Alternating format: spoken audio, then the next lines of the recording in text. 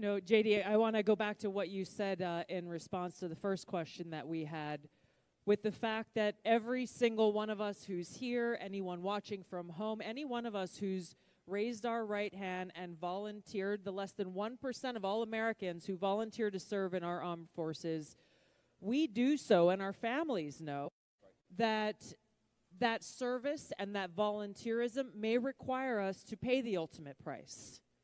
And we do so willingly because of love for our country and our commitment to defending the safety, security, and freedom of the American people. What we don't sign up for is to be used as cannon fodder by politicians who are trying to fund the military-industrial complex or make themselves look tough.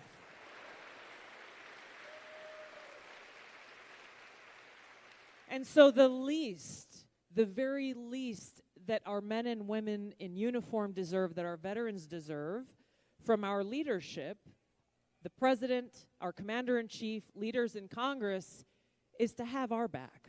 Amen. And so when you Absolutely talk right. about make America healthy again, too often, and we all got stories. We all got stories. But too often, they make investments, say, okay, you walk in basic training. I enlisted, went to basic training at Fort Jackson, and you go through that training. You serve in the Air Force. They invest in turning civilians into warriors.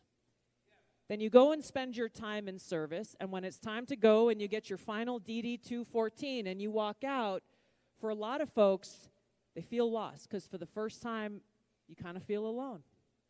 That you can't just go to the military hospital, or you can't, you don't have your sergeant major telling you what time to wake up and when you get to eat and when you get to sleep.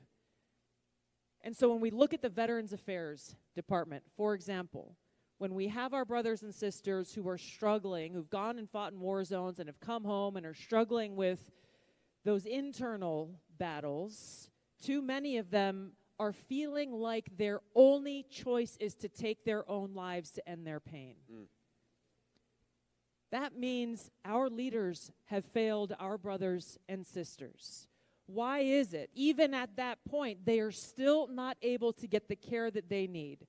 I've had friends who've gone into the VA at that moment where they felt like they had no other option. They were ready to take their own lives.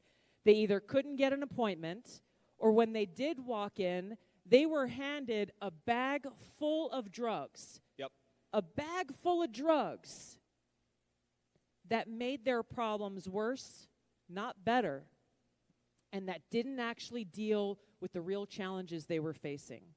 So when we talk about what is President Trump's plan to make America healthy again look like for our men and women in uniform and for our veterans, it's investing in the person, our fellow American, from the time they join the military, throughout their time in service, making sure that they're getting the care that they need, not just drugs or Band-Aids to cover up the visible or invisible wounds. Making sure that when you go into that dining facility, you actually have healthy and nutrition options to eat, not just crap that's going to make you sick.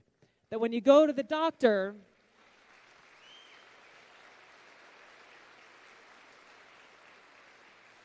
they're not just going to give you pills to cover up whatever pain you are experiencing. Paid for by Make America Healthy Again PAC, not authorized by any candidate or candidates committee. Visit maha.vote for more information.